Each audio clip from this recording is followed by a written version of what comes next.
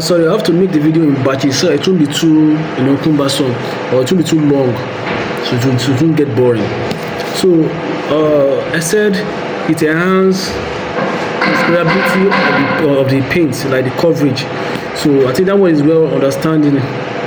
Like you understand that one now. So one of the job a primer does again is, I said, is correct errors of the wall. Not that errors of the wall, maybe the walls now have one, let me say, a hole or ovulation. Maybe that kind of error. Sometimes you can have some stains on the wall, maybe like an ink. Yeah, the primer can stop bleeding. We call it bleeding, whereby you paint on the surface that is affected with a particular ink, oil stain like that, and you paint on it. Do you know that sometimes that ink will bleed out back after you painted it? Have you experienced that before? If you have experienced that, comment under the section. Whereby you paint on a particular ink, oil, or a stain, like a water stain, yes, that you saw on the wall. And I say, let me paint on you. See that the more you paint, it's keep coming out. That is, we call it bleeding. It's keep bleeding. So it's bleed through your top coat. So there's a particular primer designed for that kind of purpose.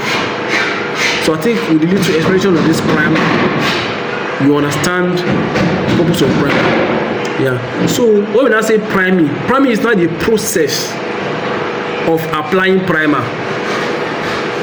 You understand? Priming is the process of applying what? The primer. So when I say, all these functions I mentioned now, it is not one primer that serves as that function. No. Yes. Not just one primer. We have different primer for different purposes. It is now left for the painter to decide which primer I'm using on that particular surface. Do you get that? It's not be saying that one primer they do all this work what I mentioned now. Say if they enhance variability, if they cover errors, if they what thing they do again? It's seal porosity, and it's like that. The purpose already now. So don't be saying that one primer they design all this. We have primer that solve alkalinity issue. So we have, assuming I'm paid for an advert now, I'll say let me be showing you different kind of primer, like products. But we have different products that have primer. Yes, I won't mention anybody's product. I said they pay me. Yeah. So we have undercoats. People they hear undercoat, they don't even know what undercoat is. An undercoat is a form of primer. Yes, on its own. It is specifically designed to block stains. That is the number one function for us. Some people will have their own reason for using that coat, but the number one thing another coat does is block stain. It's a stain blocker.